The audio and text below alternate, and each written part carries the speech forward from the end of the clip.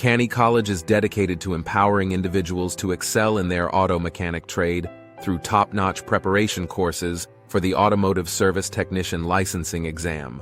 Our online course is comprehensive and designed to equip you with the skills, knowledge, and confidence needed to pass the demanding Red Seal Trade License Exam and earn your auto mechanic certificate of qualification. We are your trusted pathway to success in the Canadian Red Seal Trades License Exams, a crucial milestone on your journey to a rewarding career in the skilled trades industry. Aspiring professionals seeking a Canadian Red Seal trade license can rely on our institution's expertise. Canny College offers comprehensive online exam preparation courses for various skilled trades. It uses an innovative learning approach and a commitment to excellence to equip students with the skills and expertise required to succeed in their chosen trades. Visit our website at www.cannycollege.com for more details. Please note that the practice questions provided here demonstrate the structure and phrasing of Red Seal examination questions. They are for study purposes only and do not result in certification or reflect actual performance on the examination. Question 1. When repairing a twisted shielded wiring harness, which procedure should be followed? A. Twist wires, tape, and then reshield the harness. B. Twist wires, solder and seal connections, then reshield the harness. C. Repair using insulated crimp connectors, tape, and then reshield harness. D. Straighten wires, solder and seal connections, then reshield harness. The correct answer is B. Twist wires, solder and seal connections, then reshield the harness. Here is the explanation. When repairing a twisted shielded wiring harness, the correct procedure to follow is B. Twist wires, solder and seal connections, then reshield the harness. Twisting the wires together helps maintain the integrity of the shielded wiring harness. Soldering and sealing the connections ensures a secure and reliable electrical connection. Finally, reshielding the harness helps protect the wires from external interference. This approach ensures that the repair is done effectively and that the shielded wiring harness maintains its protective properties. Question 2. On a vehicle with a remote starter system, after a remote start, the engine continues to run when the brake is applied. What is the cause? A. Defective ignition switch. B. Faulty driver's door switch. C. Faulty hood pin switch. D. Defective stop lamp switch. The correct answer is D. Defective stop lamp switch. Here is the explanation. In a vehicle with a remote starter system, if the engine continues to run after a remote start when the brake is applied, the issue is likely caused by a defective stop lamp switch. The stop lamp switch, also known as the brake light switch, is responsible for detecting when the brake pedal is pressed. When the brake pedal is applied, the switch sends a signal to the vehicle's control system to stop the engine running as a safety feature. If the stop lamp switch is defective or not functioning properly, the signal to stop the engine may not be received, leading to the engine continuing to run even when the brake is applied. Therefore, the correct answer is D. Defective stop lamp switch, as this component plays a crucial role in the operation of the remote start system and ensuring that the engine stops running when the brake pedal is pressed. Question 3. When checking for leaks on an AC system using dye, which test is used? A. Vacuum. B. Ultraviolet light. C. Nitrogen. D. Standing pressure. The correct answer is B. Ultraviolet light. Here is the explanation. When checking for leaks in an AC system using dye, a UV dye is added to the refrigerant in the system.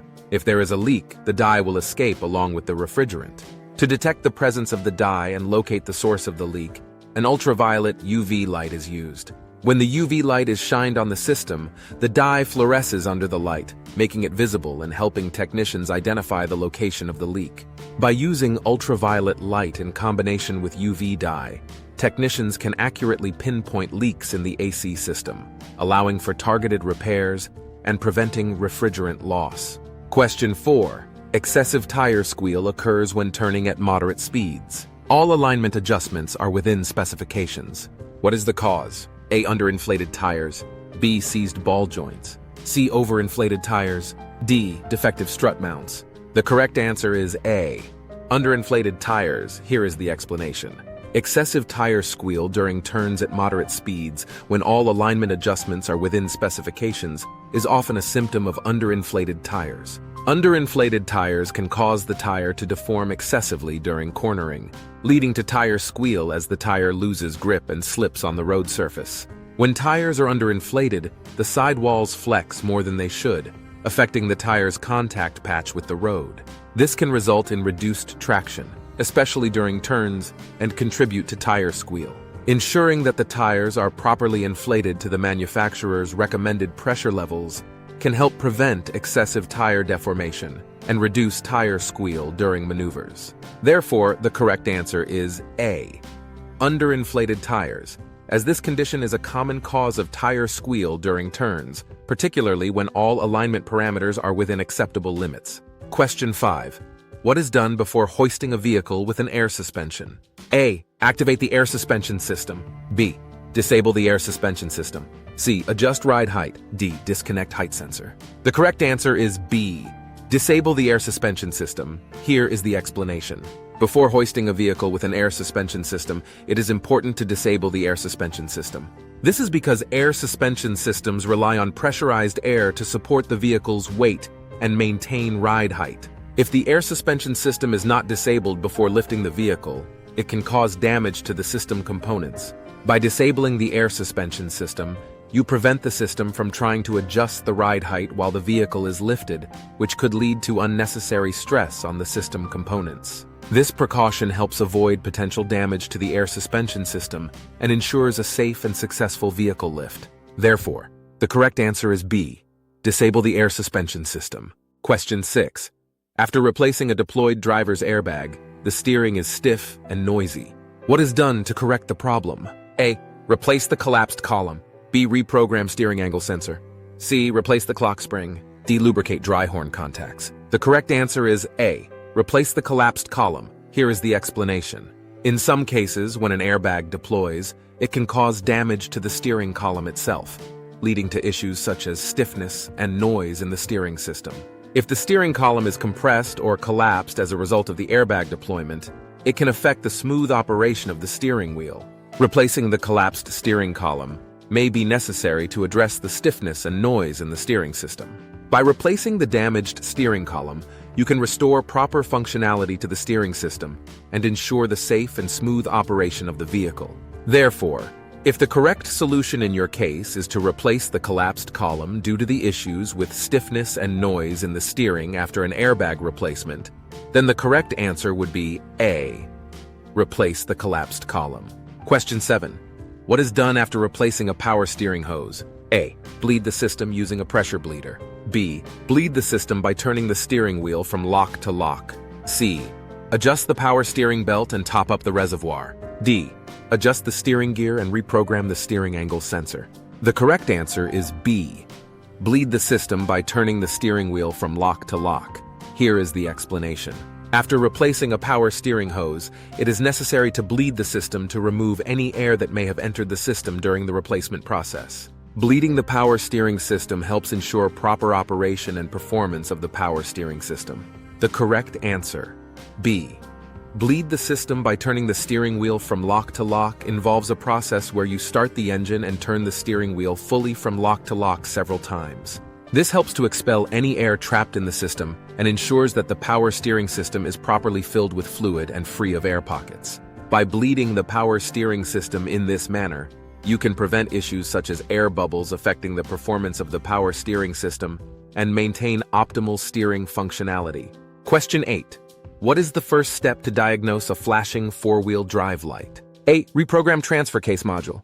B. Replace the encoder motor. C. Scan test for DTC. D. Perform transfer case service. The correct answer is C. Scan test for DTC. Here is the explanation. The correct first step to diagnose a flashing four-wheel drive light is C. Scan test for DTC, diagnostic trouble codes. When the four-wheel drive light is flashing, it indicates that there is a fault or issue in the four-wheel drive system. The first step in diagnosing the problem is to connect a diagnostic scan tool to the vehicle's onboard computer system to retrieve any stored diagnostic trouble codes, DTC. These codes can provide valuable information about what specific issue is causing the four-wheel drive light to flash. By performing a scan test for DTC, technicians can quickly identify the source of the problem and determine the appropriate course of action for troubleshooting and repair. This initial diagnostic step is crucial in guiding the diagnostic process and ensuring an accurate and efficient diagnosis of the flashing four-wheel drive light. Question 9. A knocking engine noise is heard at idle and increases with RPM. Which component is worn? A. Crankshaft main bearing. B. Connecting rod bearing. C. Crankshaft thrust bearing. D. Camshaft bearing. The correct answer is B. Connecting rod bearing. Here is the explanation.